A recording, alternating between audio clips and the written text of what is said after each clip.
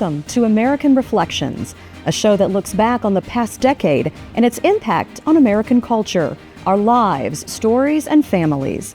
I'm your host, Alexi Morgan. Tonight, we look back at the 2020s and consider what the 2030s might hold for American life. In our first segment, let's look back at the unprecedented change everyone faced as we closed out the decade. We saw tremendous growth in science, politics, religion, art, and culture, rapid changes that overshadowed even the Industrial Revolution. Technology reshaped every part of daily life, and we embraced it so easily that we take it for granted. How automated systems transport us to work every day, how we learn about the world around us, and how it even takes a seat at the family dinner table in our homes. So let's all take a moment to be honest with ourselves. How does technology touch your life today? The year 2029. America is winding down from a great high. In the aftermath of the great pandemic of 2020, the country embarked into a time of reckless abandon, known commonly as the Second Roaring Twenties.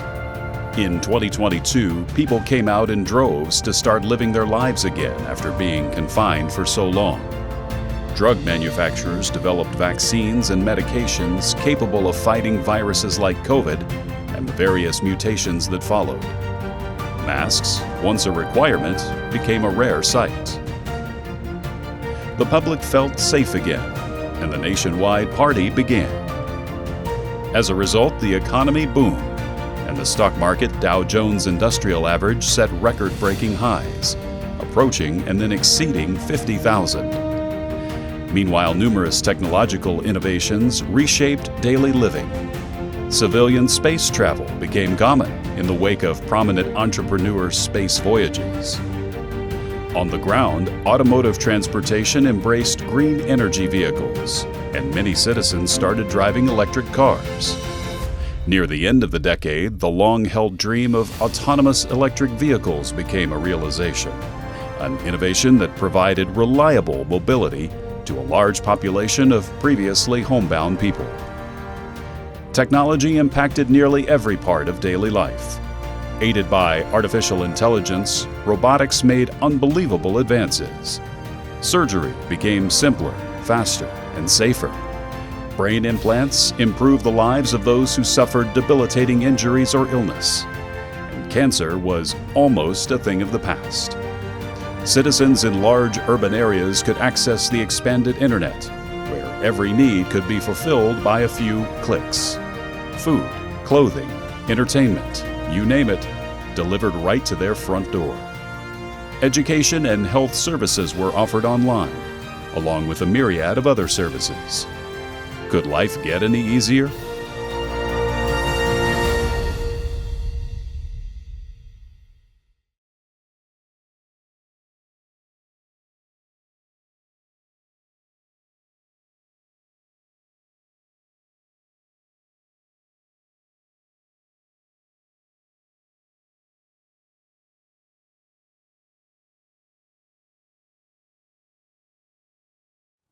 It sounds pretty good, doesn't it? Technology improved our lives so much, we wonder how we ever really lived without it.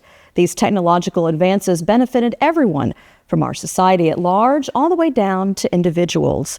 Normal daily tasks are easier, and we've made tremendous gains in our healthcare, transportation, science, and education systems. Not having to worry about the safety of our senior citizens or simply what's for dinner tonight is a wonderful feeling. We're finally in control of our lives, utilizing technology the way it was intended to free us from everyday burdens. But this beautiful landscape before us has a lurking shadow.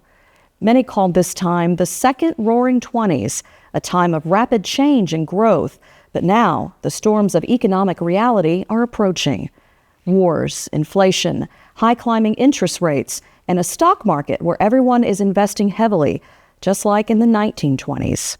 So let's compare ourselves now in 2020s to the first Roaring Twenties. Are we really that different? But now, it's late in the decade, and the global party is almost over. Globally, tensions steadily rise again. Regional wars break out in several hotspots, like the Middle East, Eastern Europe, and the Pacific. Disputes and old rivalries over territory ownership resurge. As tensions mount, the threat of a widening war is looming. These conflicts disrupt shipping and trade, threatening existing supply chains. As supply decreases, prices rise. Inflation surges at home and abroad, adding strain on the global economy. A national debt crisis shocks several countries, and as they struggle to support growing interest payments, a global economic hangover manifests. America suffers with the financial pressures of the age.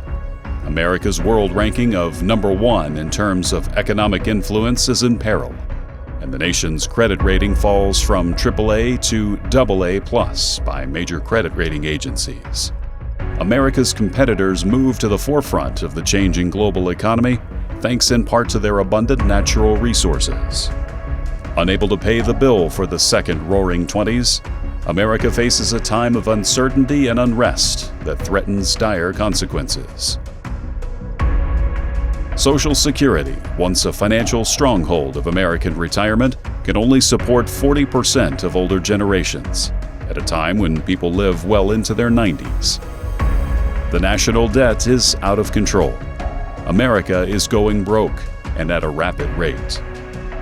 As the country struggles to pay the bill, other countries are demanding resources as a form of payment.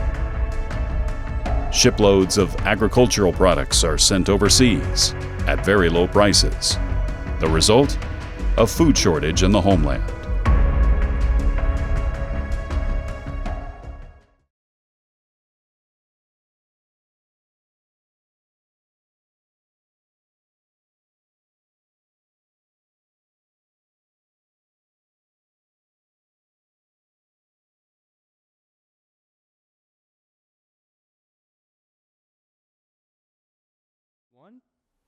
The warning signs were clear. The underlying economic problems erupted, and the fallout was a nationwide setback and wake-up call. But through the darkness, there's a silver lining of hope. That just as technology reshaped our culture, a new perspective can point us back to what we truly value. After all, our country's spirit is one of hope. We don't always have the answers, but that only means new adventures are waiting. Now, we focus on one family as they struggle through the challenges brought on by the realities of the times. In this final segment, we'll explore the problems and opportunities they faced in learning their story. You live in the city with your spouse and your 2 children, a 10-year-old son and a daughter of 13. You work as a public relations manager for Metro Energy, the area's largest provider of energy services.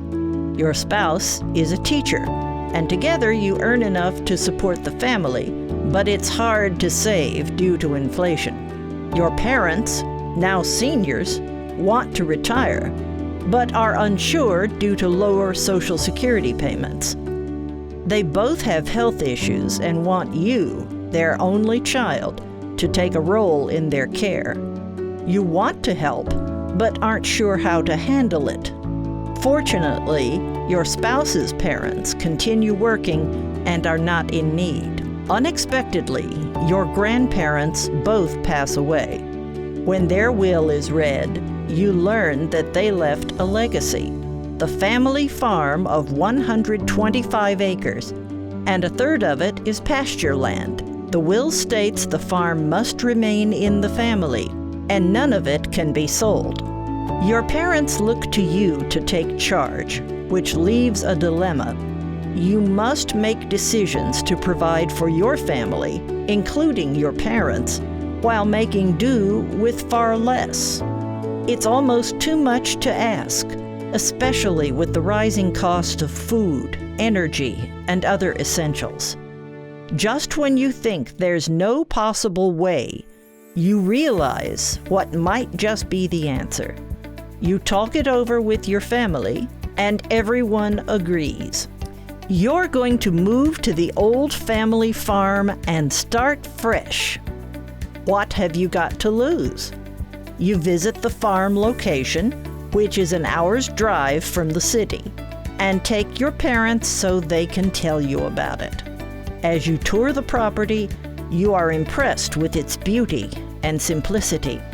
There's a farmhouse and an old-fashioned well driven by a hand pump. There are rolling hills and long, fertile fields. There are wooded sections and a river, small but wide and deep enough for canoeing.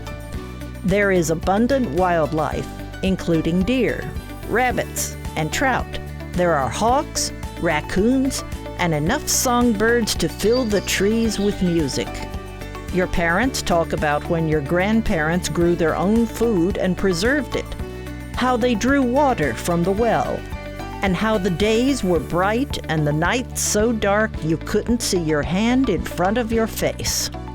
You can imagine the family being very happy on the farm, but you realize it's not as easy as just moving to the country. There is no access to power or sewer. There are minimal public services nearby. There is only a small town with a school, a bank, and some stores. What worries you most, though, is you don't know how to live off the land, as your grandparents did. How will you grow and preserve food? Is the water safe?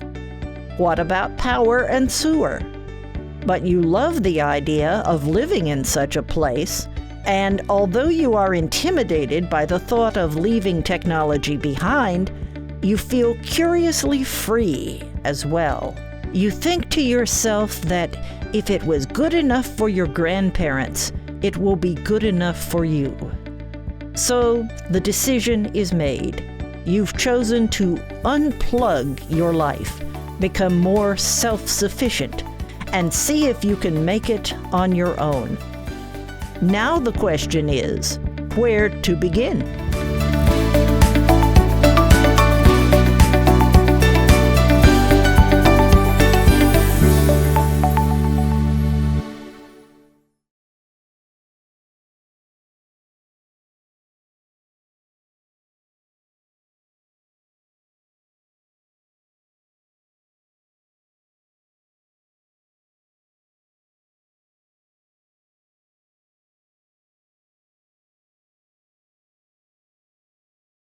Tonight, American Reflections looked back over the closing decade and look forward to the next. We've considered how life changed in this new version of the Roaring '20s, and we've thought about the lessons learned and how we can apply them to our lives. We've seen how rapid advances in technology impacted us, both positively and negatively, and we've looked at the forces rapidly changing our world.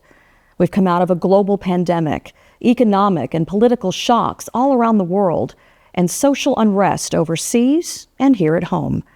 But tonight, our reflections led us to look further back, 100 years into the past, and we've realized that our problems today aren't very different from those faced by the generations before us. Our grandparents and great-grandparents faced incredibly turbulent times, a worldwide pandemic followed by the Roaring '20s, the stock market crash, the Great Depression, political upheaval, and a world war. Through all that, somehow our ancestors survived, and our society continued to grow. So what have we learned? Yes, our problems are similar to those days, but also different. We have unprecedented access to technology, but is that the answer? Perhaps the best lesson is that there's always a different way to look at things, and if we look hard enough, we can find a better solution to the problems of our day.